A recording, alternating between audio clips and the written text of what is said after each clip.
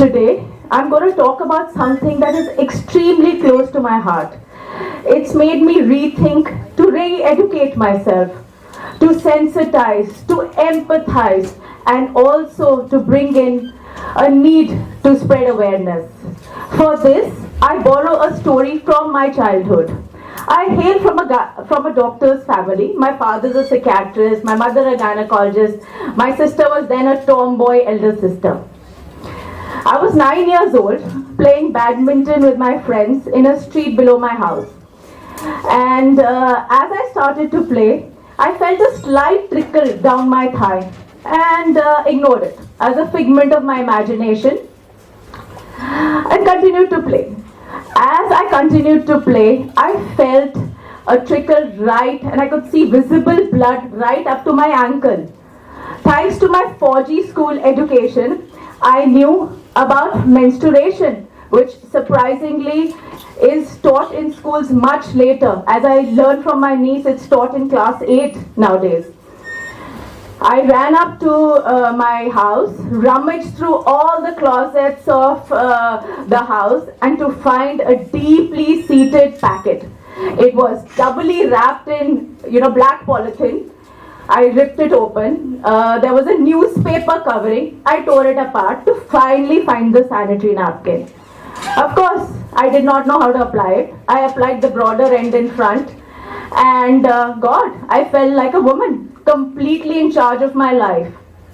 I knew about pad sourcing. I knew about pad application. But what about pad disposal? Still so ashamed to talk to it about my mother, what I did was started to throw the used sanitary napkins from the balcony that faced the backside of my house. Of course, the neighbors had to complain, and so I was caught. Do we not talk about such natural processes? Was I making a mistake? So in all of that commotion, all I could hear is that, oh my God, it was not about menstrual education or hygiene. It was all those murmurs around me was, is she too young? Is 9 years the right age? Does she have a problem?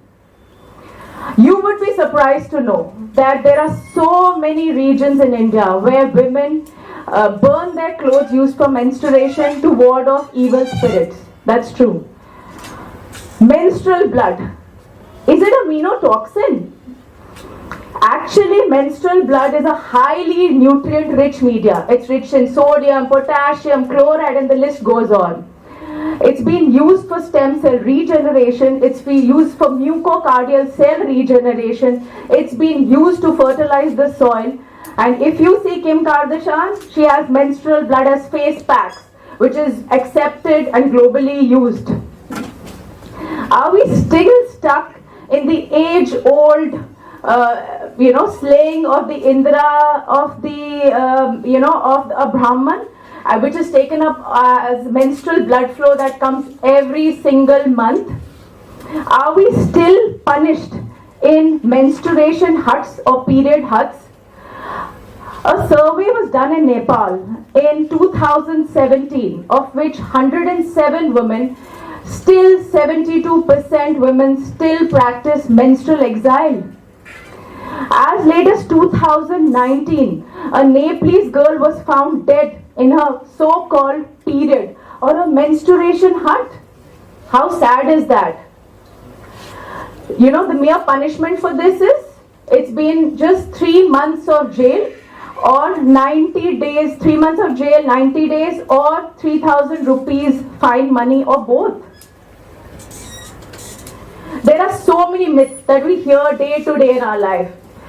First myth, we've all heard our grandparents talk, that she wasn't allowed to take a bath while she was menstruating.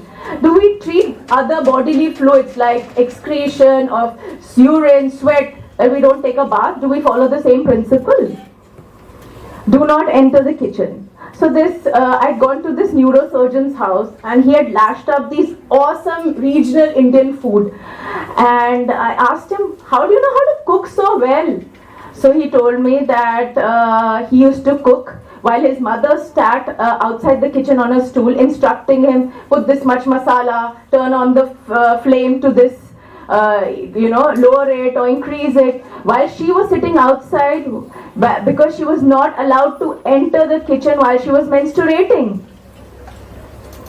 We've all heard from friends, from family, don't eat tamarind, don't eat curd, don't eat pickles, it'll stop your menstrual flow. But there is no scientific basis to all of this. So many temples, you see this board, do not enter the temple while you're menstruating. So in 2018, there was a Supreme Court verdict on a temple called Sabrimala in Kerala, where it read that, that any woman aged 10 to 50 is allowed to enter the temple irrespective of their menstrual status. So women entered the temple premises, but of course, after they left the temple premises, the priest had to shut down the temple for so-called purification.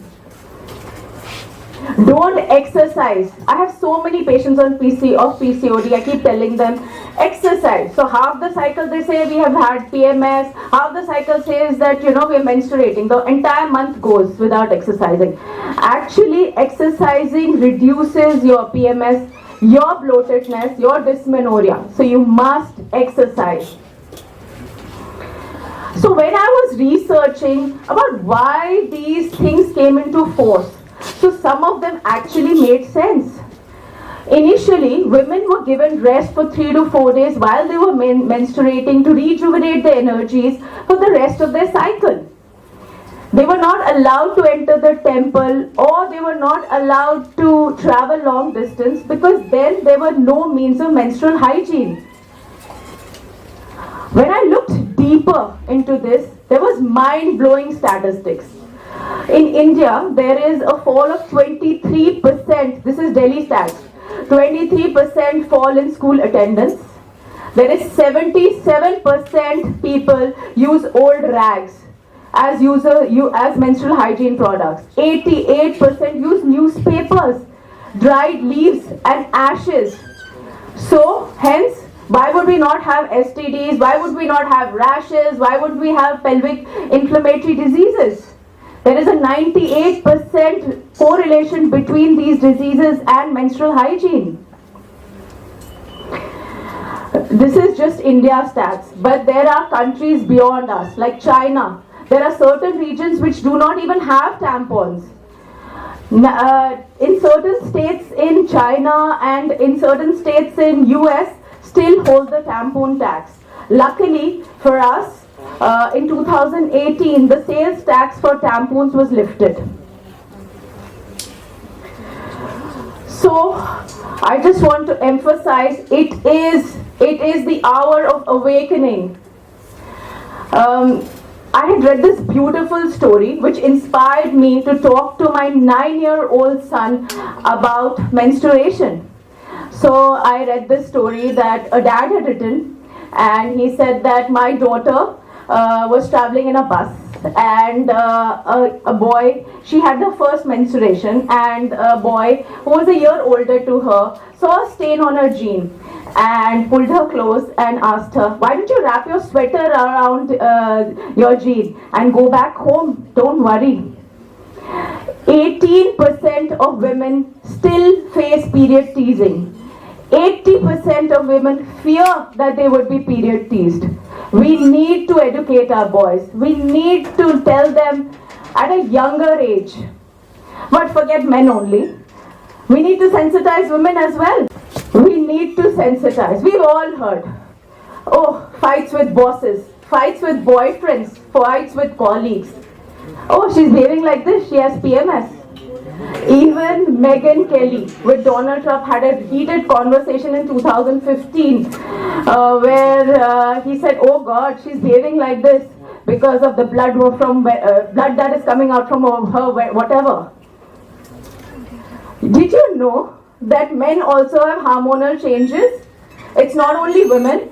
Men have hormonal changes. Their testosterone, there is a diurnal variation in their testosterone levels, which is which happens every 24 hours, 365 days a year, which affects their moods and their libidos? Do we talk about it? Do we make a hue and cry? What women need to know is that to treat their menstruation as a natural, normal process. What you need to do is you have to treat your menstruation and be ready for it so that it comes easy to you. What I learned is that you should treat your menstruation, and I talk to my patients about it like this, that treat it like seasons. So the first season, when you are menstruating, that duration of that time should be the time of restoration, where you're eating iron-rich food, you take it easy. The second is the follicular phase, where there is a shift of energy, you're building up, you're doing endurance activities, you're eating fruits and vegetables. The third is like the summer, the ovulatory phase, where you're all confident, you're glowing, you're eating antioxidants like berries. And the fourth is the luteal phase, which is like the fall, where you have PMS, you have mood changes, you have food surges, and you must do exercises like yoga and meditation. With the blurring of the myths, the realities, and the age-old practices, so what I decided to do was to do a fun quiz. So I took 100 men who were graduates, 2 years educated, and married for 2 years. So the first question that I brought onto the table was, what is the right age of menarche? 10% knew the actual right age of menarche is 12.5 years. It occurs 2 to 3 years before your breast budding. It occurs 2 to 3 years prior in Hispanics. The second question, what is the actual duration of menstrual blood flow?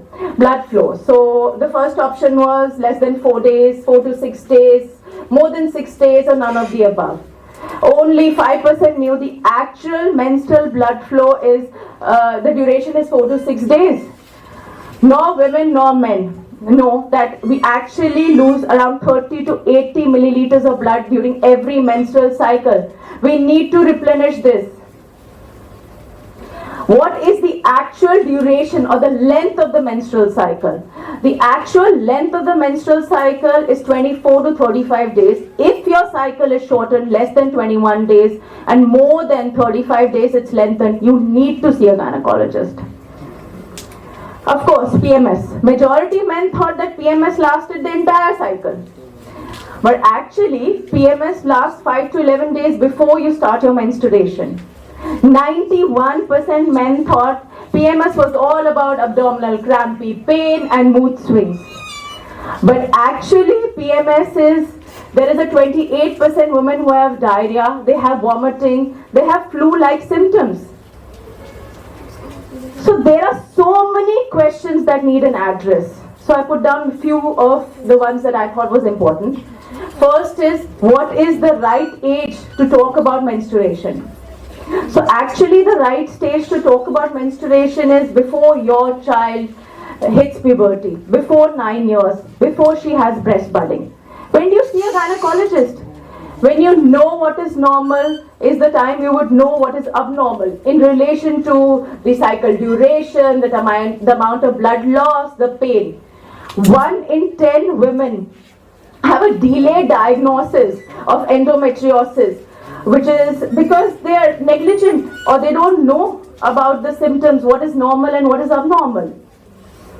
What are the menstrual hygiene products available? So it's important to know what are the products available, but more importantly to know that what works for you in regard to its application, its duration, and its disposal. So if you're using organic pads, they're cotton pads which are reusable. You need to throw them in 4 to 6 hours, need to change them. If you're using tampons or menstrual cups, both of them need a proper insertion method. They are supposed to be put in a sporting or a leg elevated position at 45 degrees angle to your tailbone. You need to know that a tampon comes with a string which needs to be pulled out and disposed in a newspaper. Menstrual cups need to be applied properly, and to release them you need a vacuum which needs a pinching at the stem. A tampon can be worn up to 8 hours and a menstrual cup up to 12 hours. So important is what you're going to choose and how you're going to dispose and how long it works for you. So to conclude, UNICEF found a study that every woman spends at least 8 years of her life on periods. Menstruation is just a normal, natural, physiological process, which there is a shedding of the endometrium by the invisible interplay of the hormones from the hypothalamic pituitary axis.